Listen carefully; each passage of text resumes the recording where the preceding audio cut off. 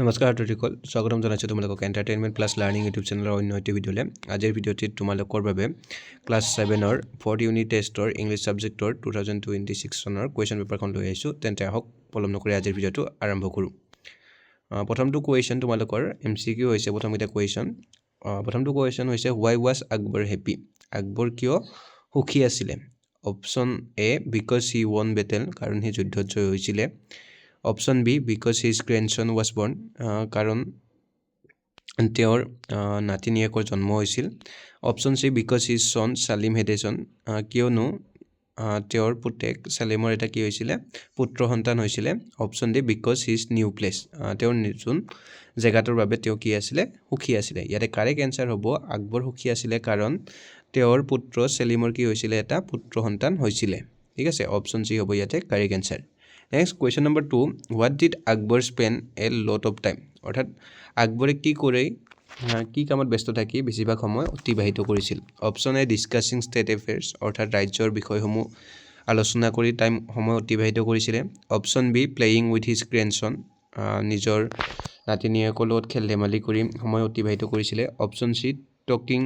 His minister তেওঁৰ মন্ত্ৰীসকলৰ লগত কথা পাতি টাইম অতিবাহিত কৰিছিল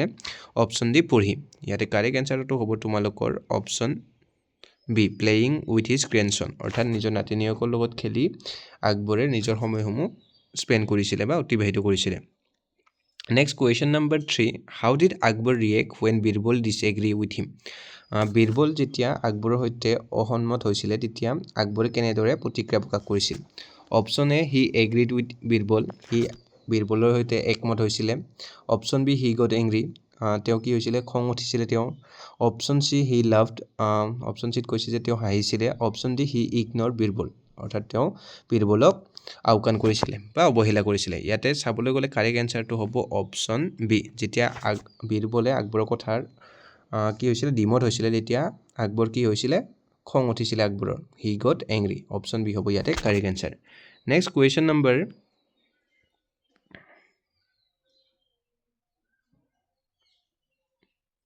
Next question number 4 who was the most beautiful child according to the story অৰ্থাৎ কাহিনীটো মতে কোন সকলোতকৈ বেছি ধুনীয়া কি হয় শিশু হয় ইয়াতে কাৰেক্ট এনসাৰটো হ'ব তোমালোকৰ option C the child's mother view of her child অৰ্থাৎ শিশু এটিৰ মাকে শিশুটিক যেনেধৰণে চাই সেই শিশুটো হৈছে আটাইতকৈ সুন্দৰ শিশু মাকৰ দৃষ্টিত শিশুটো হৈছে আটাইতকৈ সুন্দৰ শিশু ঠিক আছে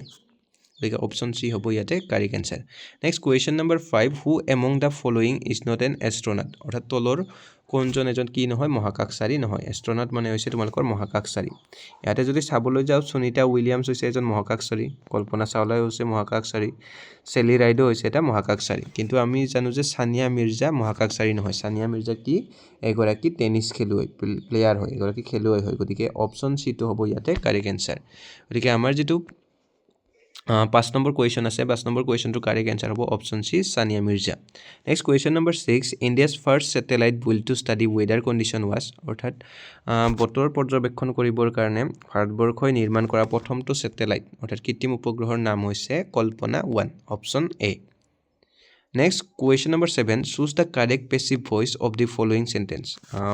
তলৰ বাক্যটোৰ কাৰেক্ট কি কৰিব দিছে তোমাৰ পেছিভ ভইচটো বিচাৰি উলিয়াব দিছে সি হেজ ইটেন ৰাইচ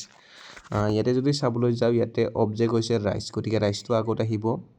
ঠিক আছে ৰাইচ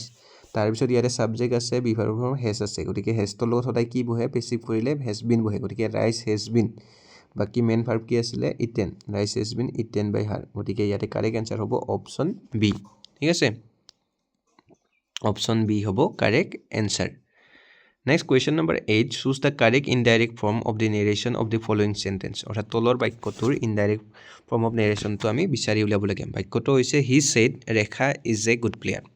হি কৈছিল যে ৰেখা এগৰাকী কি ভাল খেলুৱৈ হয় ইয়াতে অপচন এট কৈছে he said that Rekha is a great player good player হি কৈছিল যে ৰেখা এগৰাকী ভাল খেলুৱৈ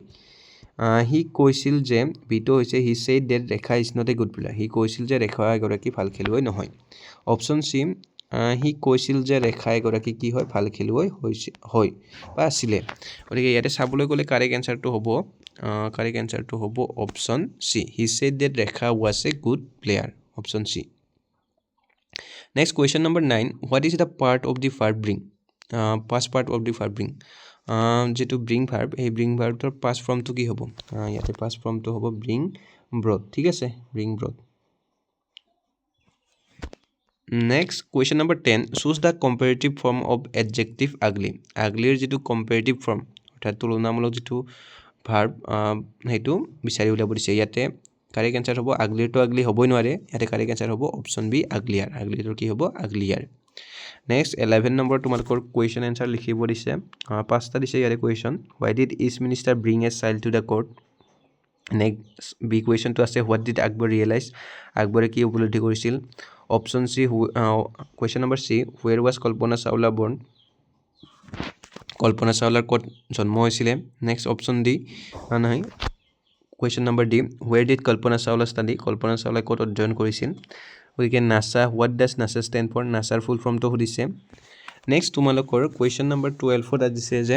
from 5 new words with this letter used in the word because. Okay, because word টোত থকা লেটাৰ বিলাক ব্যৱহাৰ কৰি যিকোনো পাঁচটা নতুন শব্দ লিখিব লাগে। প্ৰথমতে আমি ইয়াতে লিখিব পাৰো ইয়াতে use এটা হৈ আছে ন use এটা শব্দ হ'ল ঠিক আছে use হ'ল then cause to হ'ল use cause and then তোমালোকৰ কি হ'ব caps হ'ব caps caps C A B S caps then C হ'ব S W C okay C হ'ব আৰু তাৰ পিছত এটা লাগে ন আৰু এটা লিখিলে তোমালোকৰ B হ'ব B W S ঠিক আছে গতিকে এনেকৈ পাঁচটা শব্দ তোমালোকে এটা শব্দ ব্যৱহাৰ কৰি লিখিব পাৰা প্ৰথমটো হ'ল cause তাৰ পিছত use তাৰ পিছত C তাৰ পিছত bis আৰু নেক্সট হৈছে caps ঠিক আছে caps C A B S caps okay next question number 13 fill in the blanks with suitable form of verbs খালি ঠাই পূৰ কৰিব দিছে ভাৰ্বৰ সঠিক ফৰ্মটো বহুৱাই প্ৰথম কোৱেশ্চনটো হৈছে ময়ূৰী meet Manas on her way to school ইয়াতে s ফৰ্মটো বঢ়াব দিছে অৰ্থাৎ মিটৰ লগত s টো বঢ়াই দিলে হ'ব ইয়াতে কাৰেক্ট আনসাৰ হ'ব খালি ঠাইত বহিব meets ঠিক আছে M W T H I am sure বিটো হৈছে I am sure dash flying in space past form of love laugh past form to কি হ'ব love ed ঠিক আছে it has সিটো হৈছে it has dash to the sky past participle of flying fly or past participle form to লিখিলে কি হ'ব সিটোত correct answer হ'ব flown F L O W N flown দ্বিতীয় হদিছে dash to space was Kalpana's dream ইয়াতে ing form বঢ়াব দিছে fly or ing form বঢ়ালে কি হ'ব flying হ'ব হয়নে নহয় F L I N G flying ঠিক আছে Next 14 number question to তোমালোকৰ write an application to your headmaster headmistress asking for leave after 4 periods অৰ্থাৎ চতুৰ্থ পিৰিয়ডৰ পিছত ছুটি বিচাৰি প্ৰধান শিক্ষয়িত্ৰীলৈ বা প্ৰধান শিক্ষকলৈ এখন আবেদন লিখিব দিছে Next 15 number question to তোমালোকৰ translate into Assamese from English অসমীয়াৰ ইংলিছৰ পৰা তোমালোকৰ অসমীয়ালৈ অনুবাদ কৰিব দিছে I have an umbrella অৰ্থাৎ মোৰ এটা কি আছে ছাতি আছে I read in class মই ষষ্ঠ শ্ৰেণীত পঢ়ো What is your father তোমাৰ দেউতা কি She likes meat তাই মাংস ভাল পায় Who are you তুমি কোন গতিকে তোমালোকে এইকেইটা নিশ্চয় পাৰিবা একেবাৰে সহজ তুমি কোন প্ৰশ্নবোধক মোৰ এটা কি আছে ছাতি আছে ঠিক আছে মই ষষ্ঠ শ্ৰেণীত পঢ়ো গতিকে একেবাৰে সহজ তোমালোকে নিশ্চয় পাৰিবা এইকেইটা যদি তোমালোকক লিখি দিব লাগে তেন্তে তোমালোকে কমেন্ট বক্সত জনাই দিবা তেন্তে মই নিশ্চয়কৈ তোমালোকক এইখিনিত সহায় কৰিম তো আজিলৈ ইমানে ধন্যবাদ